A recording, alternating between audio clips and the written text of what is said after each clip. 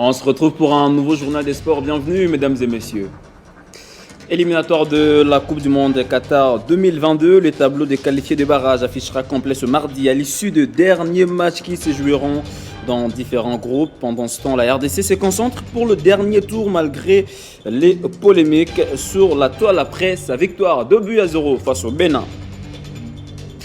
Les nouvelles ne sont pas bonnes pour les Léopards de la RDC au championnat du monde de karaté qui se tiennent à Dubaï. 3 fauves ont été battus et éliminés de ces 25e championnats. Vous aurez des détails dans ces journaux.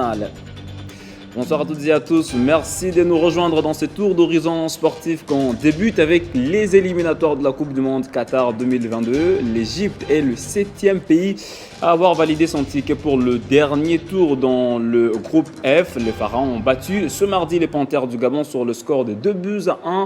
3 places sont à prendre, notamment dans le groupe A avec la finale Algérie-Burkina Faso, puis dans le groupe B, Tunisie-Zambie. L'autre finale aura lieu dans le groupe D entre les Lions indomptables du Cameroun et les éléphants de la Côte d'Ivoire. Ces 3 pays vont rejoindre les 7 déjà qualifiés, notamment la RDC qui a fait une bonne opération face au Bénin dimanche au stade de Martyrs de la Pentecôte. Un match qui a suscité beaucoup de polémiques sur le 4 changements opérés par Raoul Hector Cooper. Polémiques qui ne changeront pas la donne puisque la RDC a mérité sa victoire sur terrain. Suivez. Le dernier succès des Léopards de la RDC face aux écureuils du Bénin, dimanche à Kinshasa, fait couler beaucoup d'encre et des salives sur l'échiquier international, alors que certains médias africains et européens annoncent depuis ce lundi la plainte du Bénin auprès de la Confédération africaine de football pour contester l'irrégularité d'arbitrage. La sélection congolaise, très à l'aise comme un poisson dans l'eau, harmonise déjà les choses pour le barrage et pense qu'aucune procédure de la partie béninoise ne va prospérer. Ceux qui font ces commentaires sont libres de les faire.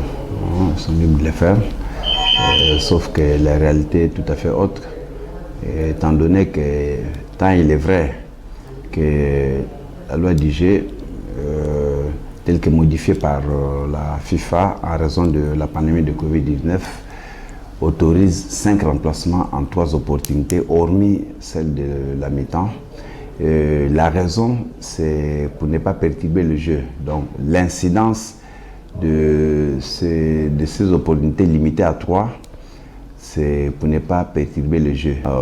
Par rapport à cette disposition, la partie lésée doit formuler des réserves avant 2 heures après le coup de sifflet final et les appuyer par une réclamation dans les 24 heures qui suivent le match. Or, à ce que je sache, la partie béninoise n'a pas contesté cet aspect des choses par une réclamation. Et cela signifie qu'il n'y a aucune raison qui pourra empêcher la commission d'organisation d'homologuer les résultats acquis sur le terrain, qui est de 2-0 en faveur de nos léopards. Même dans l'hypothèse où ces réserves seraient formulées et appuyées par une réclamation, là j'affirme sans crainte d'être contredit qu'aucune procédure de la partie béninoise ne pourra prospérer, étant donné que la loi est claire. La responsabilité du contrôle du procédé de remplacement incombe au 4e arbitre. Les Léopards de la RDC, qui sont à 2 doigts de la Coupe du Monde Qatar 2022, connaîtront leur adversaire du dernier tour le 18 décembre à l'issue du tirage au sort qui aura lieu à Doha, au Qatar. Oui, c'est maintenant qu'il faut se lancer dans la préparation de matchs de barrage en réunissant tous les ingrédients pour permettre aux Léopards de la RDC d'être physiquement et moralement prêts pour cette étape très décisive, estime Bobo Bondembe, vice-président de la Fédération congolaise de football association. On l'écoute. Merci beaucoup. Je pense que l'objectif, aujourd'hui, on peut estimer atteint dans la mesure où il fallait se qualifier à la phase du premier tour. Et nous venons de réaliser cet après-midi. Donc, je suis très satisfait en tant que fédération. C'est une grande joie pour tout le peuple congolais en ce moment ici. Bon, il faut comprendre ça dans l'évolution de l'équipe. L'entraîneur est venu tout juste quand on commençait. Il devait prendre le temps de connaître. Et vous avez vu, au fur et à mesure, il est en train d'intégrer certains joueurs. et le travail continue.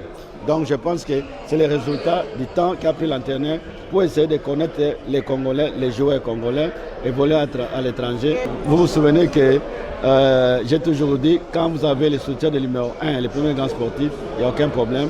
Et à chaque fois que nous jouons ici, sa présence c'est une motivation. Et voilà aujourd'hui encore, comme on avait demandé de venir nous assister, nous accompagner, il est venu, il a mangé avec nous et il a donné la motivation conséquente aux joueurs. Et voilà, aujourd'hui, l'équipe nationale est qualifiée, c'est une fierté nationale. Nous sommes qualifiés pour la dernière phase. Et maintenant, nous pensons que c'est là où le travail commence. Il y a quelques binationaux que nous devons intégrer absolument pour espérer se faire qualifier. Et nous avons demandé maintenant au gouvernement que l'entraîneur soit logé maintenant ici au pays, suivre les championnats en vue de l'intégration de certains locaux et avec certains binationaux, je crois que nous pourrons espérer cette fois-ci, après au moins 48 ans, être au mondial, Qatar 2022. On parle toujours football, cette fois avec la Vodacom Ligue 1, l'AS Maniema Union renoue avec les victoires. Hier, le club de Kindu est allé s'imposer sur la pelouse de l'US Panda B52 sur le score étriqué d'un but à 0. Une victoire qui a permis aux unionistes de monter en 3e position avec 17 points après 8 matchs joués. Derrière le FC Saint-Eloi Lupopo qui s'est neutralisé hier au stade de Martyrs de la Pentecôte avec le FC Renaissance du Congo au terme des matchs plaisants malgré quelques bourdes d'arbitrage. Suivez.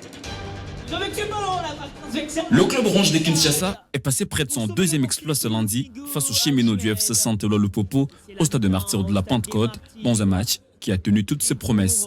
Dans une rencontre plaisante, le Football Club Renaissance du Congo va trouver le chemin d'y à la 42e minute de jeu par l'entremise de Yves Magola d'une tête somptueuse après un excellent travail d'Emmanuel Bola-Lobota. Attention, la tête! Le but! L'ouverture du score des Oranges! C'est avec cet avantage marquant pour le FC Renaissance que l'arbitre va renvoyer les 22 acteurs au vestiaire. Pour la Renaissance du Congo, but marqué par Maïgola Mapanda. En seconde période, les cheminots vont garder le moral au zénith et vont mettre l'adversaire dans les doutes. Un pressing qui va payer à la 64e minute de jeu avec l'égalisation de Jonathan Mokonzi.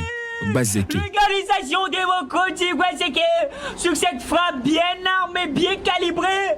Le pendule remis à l'heure, le René ne baisse pas de régime. Mbala Titan va réussir à battre Leima Tampi d'une tête imparable. Un but malheureusement refusé par l'arbitre suite à la position litigieuse. Ce match nul a permis à Lupopo de finir son périple de Kinshasa avec 5 points sur le 9 possible avant de prendre la direction de Mbujimaï où il affrontera Sa Majesté Sangabalende le 20 novembre, sauf modification du calendrier. Katerega, la frappe des Katerega.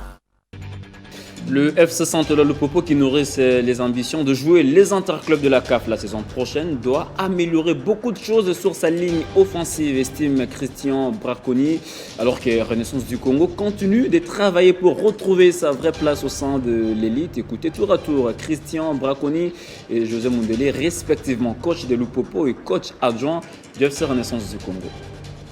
Nous manque, c'est un but de plus.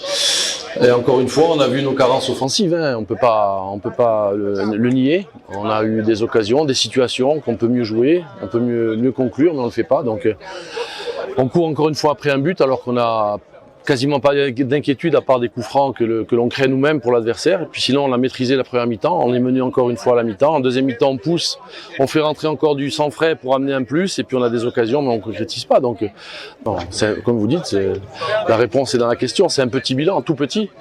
On était venu prendre 9 points, sans prétention, hein, en disant que, en tant que représentant de Lupopo, on se doit d'avoir des ambitions.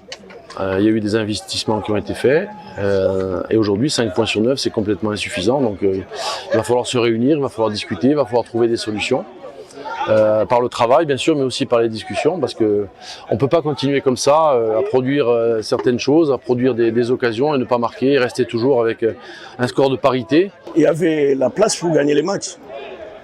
Il y avait le moyen pour gagner ces matchs puisqu'on a vu l'équipe de Lupopo jouer, c'est une très bonne équipe. Ils monopolisent bien le ballon. Nous, on a mis le bloc au milieu du terrain pour aller contre. Mais j'y déplore seulement la mauvaise appréciation de l'arbitre. C'est le but. Je dirais le deuxième but qu'il a refusé. C'est un but qu'il a refusé. Voilà, bon, c'est un match de football, il faut accepter. C'est ça, bon, c'est arrivé. Mais nous, on cherche toujours à faire grandir l'équipe. Vous savez aussi très bien que cette équipe souffre par manque de préparation. C'est pas facile de travailler pendant que vous jouez les championnats. Mais ça va, on va continuer à travailler.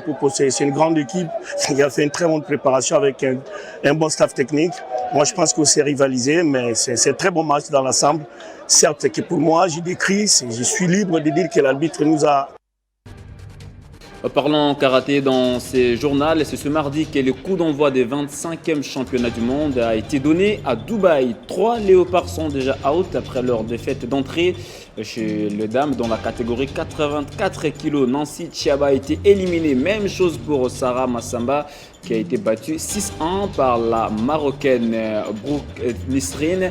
L'autre athlète congolais qui sera sur le tatami demain, c'est bien sûr Patrick Sessanga. D'autres détails, vous les aurez bien sûr dans notre journal des sports de ce mercredi. Ce sera bien sûr à 19h45. Et c'est sur cette note que s'achève totalement ce journal des sports. Merci à vous de l'avoir suivi depuis Kisangani dans la province de la Chopo. On se retrouve prochainement avec le même plaisir.